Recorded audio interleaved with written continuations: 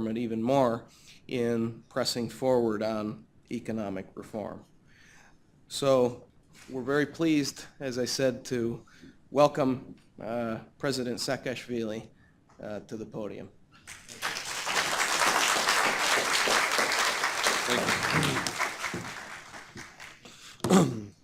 Thank you, Marian. Thank you. I'm very honored to address this remarkable audience and to finally make it to CATO Institute.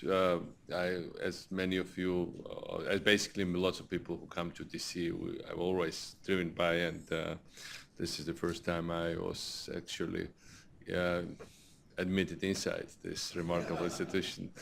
I have to say that I fully agree with economic notions of CATO Institute and totally disagree with foreign policy stance of this remarkable institution.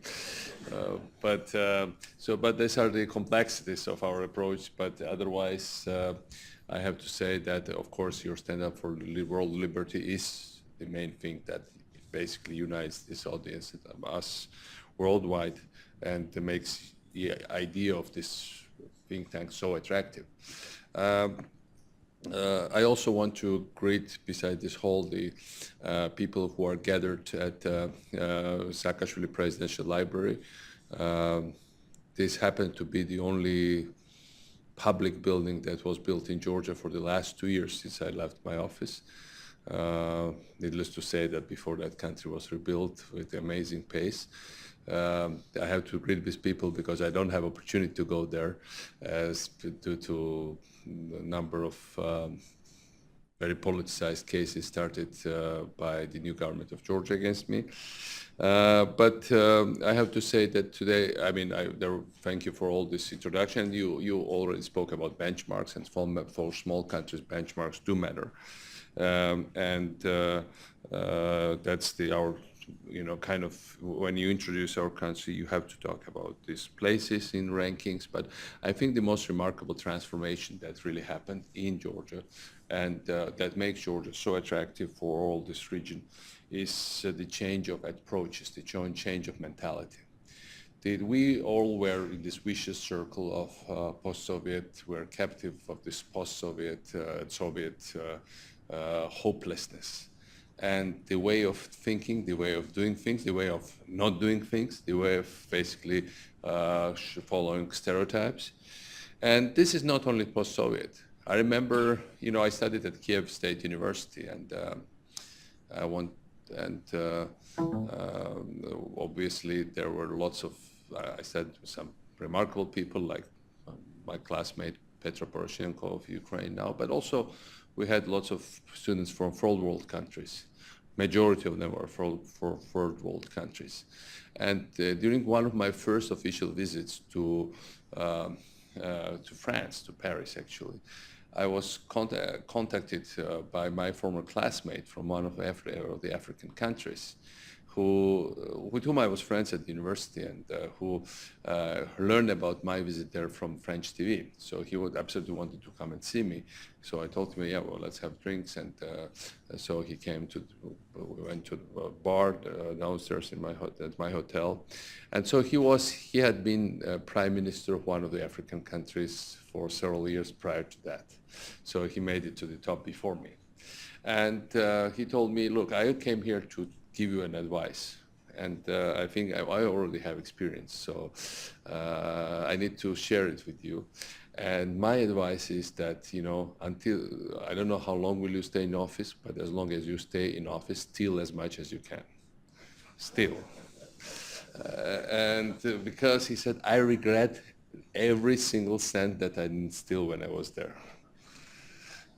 There were so many opportunities. And you know what? I would say majority of officials in our part of the world have this mentality. And there are reasons why they have this mentality. Because you look at members of my government there, Andrei presented some of them, and I think I've asked myself whether many of them are asking themselves the same question: were we idiots? Were we stupid?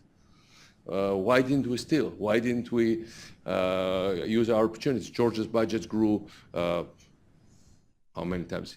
7 times or 8? No, 11 times during my presidency. 11 times with tax decrease of 60%. Georgia's nominal GDP almost tripled. Maybe we could benefit, get out of this many, many billions, maybe 1 billion just, for 20, 50, 60 persons to share just for living expenses. Why not? Because the reality is that these people now, they are spread all around the world. Some of them were arrested in Georgia, not so many of them, and there are cases against them for abuse of office. They couldn't really say that they stole money, but they said they misspent money.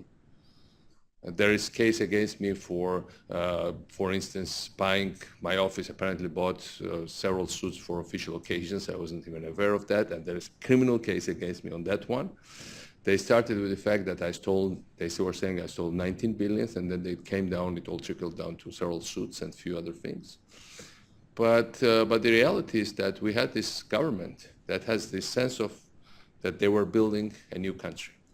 And they were young, they were idealistic, and I was always telling them, none of us will have our own hotel, our own university, our own restaurant, our own small company, but meanwhile, when I became president, we had 100,000 tourists, and when I left the office, there were almost 6 million. So, which meant that a huge number of hotels were built, huge number of infrastructure. None of them belongs to any members of my government. But I was telling them, when they built 500 hotels in Georgia, we can say we all have 500 hotels as a country. You all have the 500 hotels. You all have these new roads. You all have these new companies. You all are part of this big success. And here they are when they left the office and they were chased out of the country or they were arrested there. Some people had bank credits, they couldn't pay it, so they lost their apartments. Some people had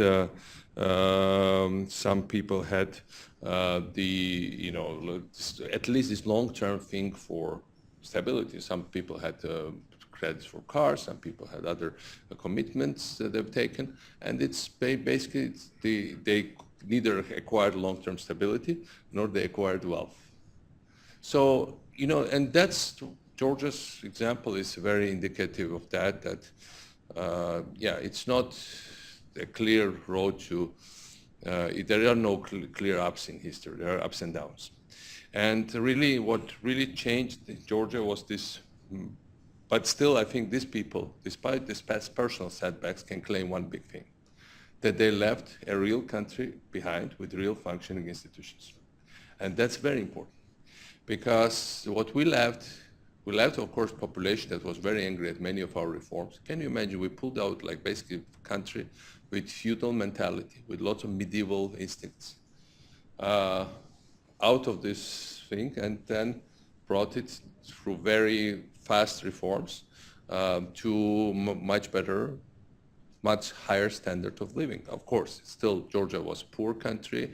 It went to lower middle income country category. It's still a long way to go in terms of PPP and GDP, but we did achieve considerable progress. I mean, extreme poverty was reduced more than twice. Lots of things like, for instance, we had a very high infant mortality. It was reduced by 3.5 times, and many other things that we achieved there in terms of quality of living.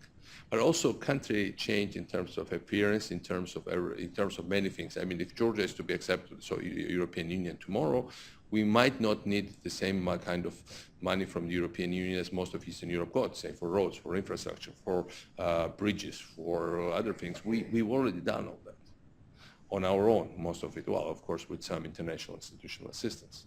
But there is this thing that there's change of mentality and what was clashback behind, because the way how it worked, we can talk as much what comes first, institutions are more important than personalities create institutions, etc. In long run, institutions matter and they might be decisive. But I would say that absolutely primordial is personality and leadership. There are no ready recipes, but the one thing is clear: if people at the top believe what they are doing, then the change happens.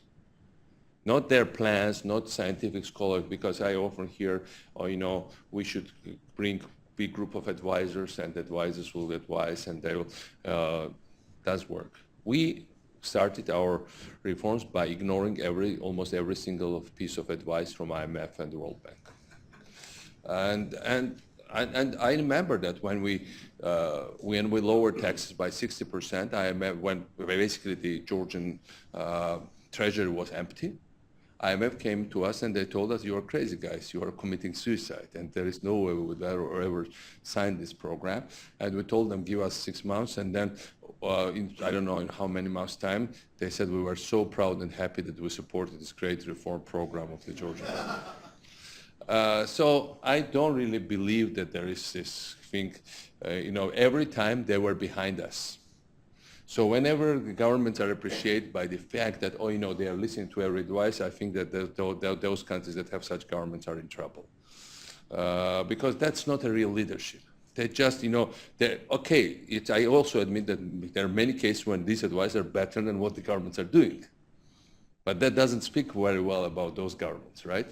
And so it's more about what the international organization will be doing. It will be more damage limitation than the real stuff. Now, but the thing is that when I talk about leadership, it's about personal advice, personal leadership and personal example. Because I remember when we changed all these things, when we have got this increase of all these benchmarks, then corruption disappeared from life.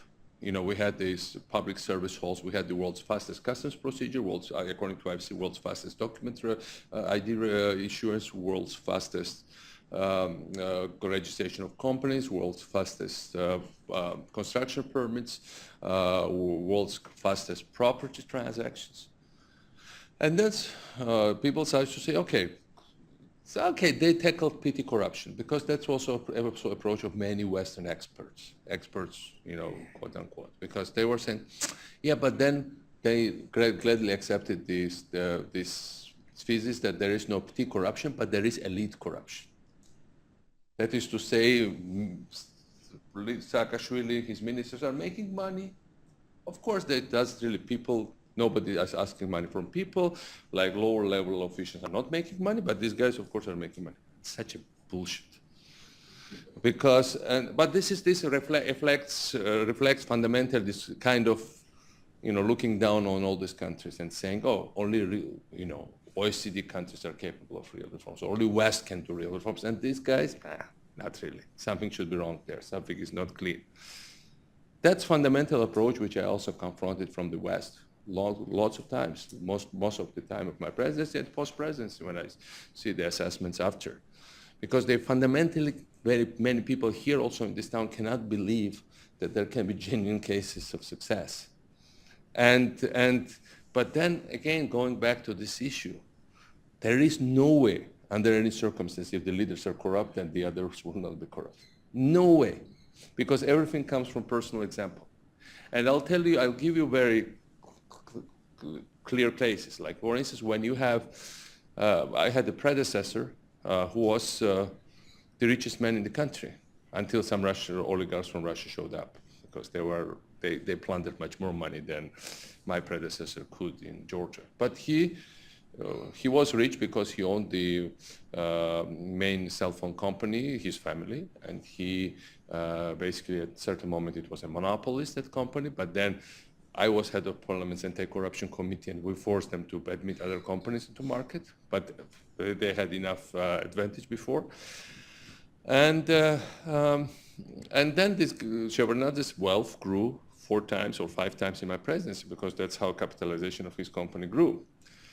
And he had cousins, he has nephews that were, monopolizing all sector and all kinds of smuggling. Usually, what happens in those countries, that's smuggling that matters. So you have people in the police and relatives everywhere in these sectors that they did. Main principle of my government was no relatives and no nepotism anywhere in any positions. This was absolute must. And these things should be enforced proactively.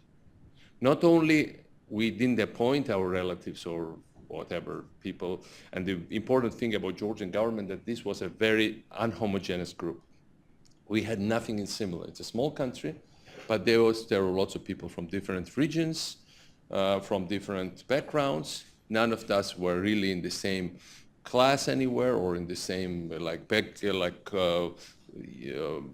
neighborhood mostly, or into same social kind of origin.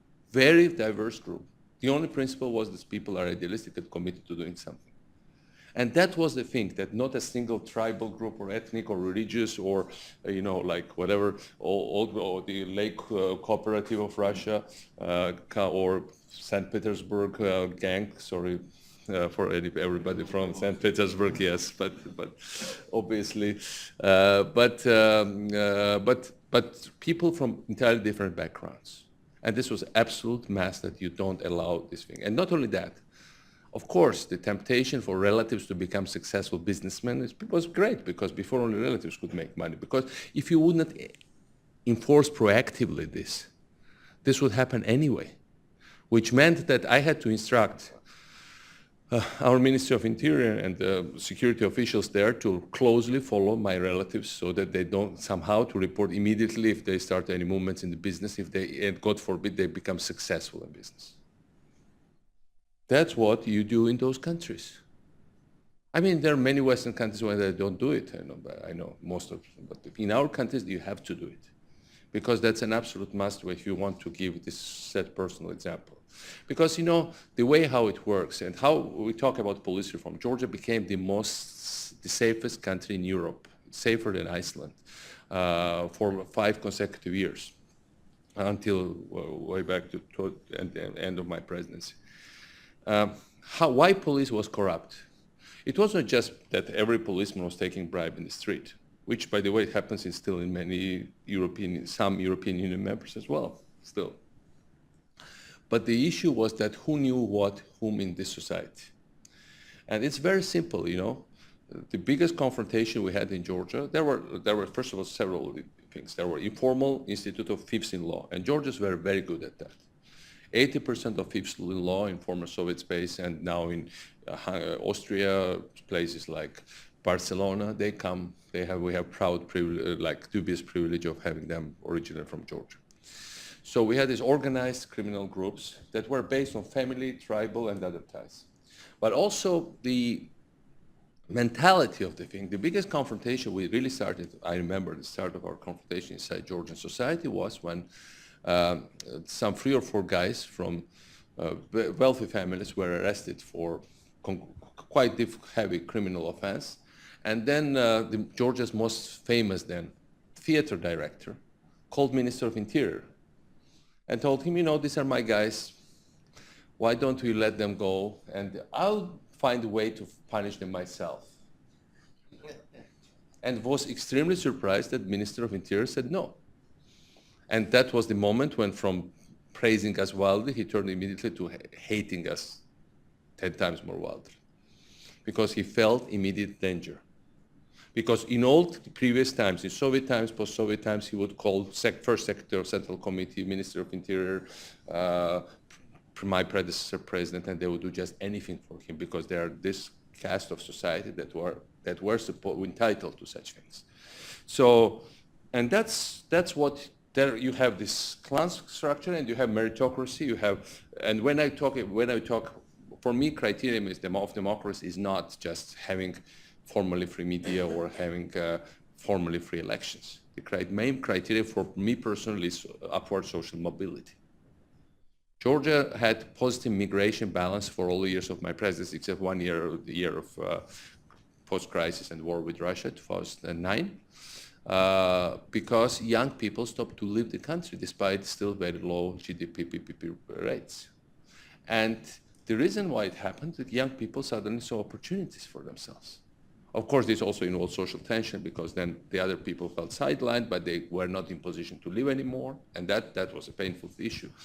But young people held this. So for me, this is the thing, that you bring up these young people, and they have another kind of mentality. I remember I met in a street cafe a young person, and that told me, look, she was executive of a major, president, CEO of the biggest, I forget that moment, insurance company told me. She became number 2 there when she was 22. She told me my friends became MPs, so one of them later became minister. And so we were crazy, 22, 23 years old. And we brought our social habits. We, fell in love. We were drinking. We were dancing in nightclubs. We were doing crazy things. We were fighting with each other. We were just doing all the things that young people do. So the stereotype of being in position of power or responsibility and at the same time don't think this match in our society, right? But she told me, but only we could do the things that were done.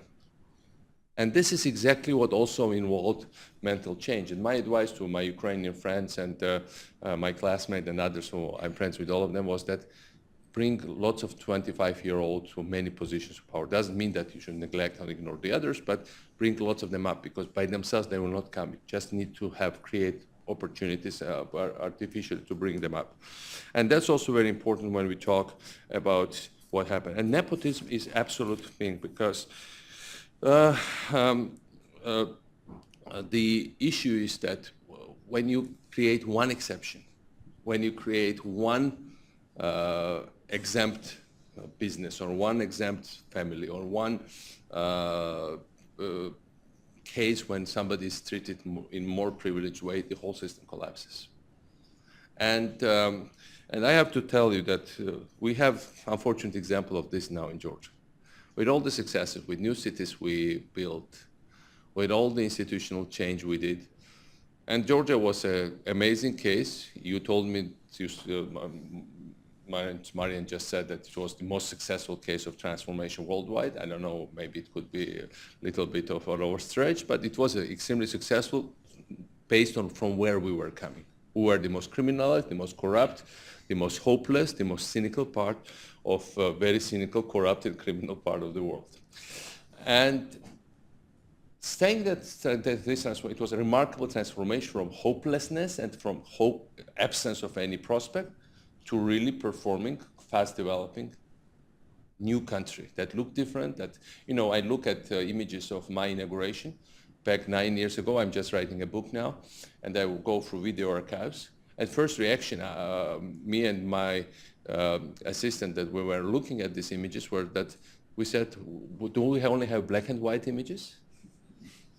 But then we realized they were colorful, but it was so different. We took over a different country. Yes, and we took over a country that had these kind of dark colors, no electricity most of the time, and it looks bad. And so it's a remarkable case of transformation, but we also see another bad case of how country with performing institution success case can be turned back and can be destroyed. And I think the main hope I have, because we have bad geopolitics now, we have internal issues, main hope is that people are used to better services. There was a cultural backlash against our reforms because we took the country from here and brought it here. And of course, there was many things that the speed of human nature doesn't accept the speed of this change. But once you are already here, you also don't accept those leaders who want you to bring it back here, right? So society will have to eventually digest and move forward and go forward rather than try to go back. So from that standpoint, I see, I'm completely finishing now, but I see warring sides. I see signs, but for instance, the other day, a Russian oligarch, post-Soviet oligarch that was coming to Georgia, and you remember first my years of my presidency, and was asking to monopolize one of the fields of economy, and of course was making eyes at us that, we'll deal with each other, you guys. Of course, we sent him away. He did this now in Georgia. He was just having, I heard, very productive meetings with our several ministers, and they basically introduced the system, which makes problems with people. It's in the healthcare sector. Suddenly, a very abrupt change of selling medicines, pharmaceuticals. You mentioned pharmaceuticals, that's why I remembered it. Yes, we deregulated it, and suddenly the government over-regulated it, but over-regulated, and suddenly oligarchs showed up. And is benefiting apparently from it. So it's a revenge 9 years later. or suddenly relatives are again in charge. We have a country that's run from offshore, political offshore, because we have former prime minister who always ran his businesses from offshores, and now he's running country from offshore of his house. And suddenly his relatives are becoming very prominent businessmen again. One exception, one thing, that's the difference between us and Ukraine. Because I was asked by somebody from my library and I finished about that question, what's the difference in transition? I think the main thing is Ukrainians haven't seen improvement after Orange Revolution, unfortunately so, because it got stuck from the very beginning. The people in Georgia did see it, which means that they will no longer tolerate deterioration of services. They will no longer taking away opportunities of equal access. They will no longer tolerate that lights are off or water disappears or whatever. They just are used to another standard of government service, and they don't want to go back, even if they might not like the politicians who created this new reality for that, or like that changes from time to time, obviously. So from that standpoint, I'm optimistic in long and medium run. It's very painful to watch what's happening now, but I think still Georgia's example creates more pros than cons of great innovative transformation idealism. I ultimately think that idealism, not advices, not schemes, not scholarly, with all due respect to all the scholars, studies and reports, but idealism is the main motive that moves any country or any society forward. Thank you.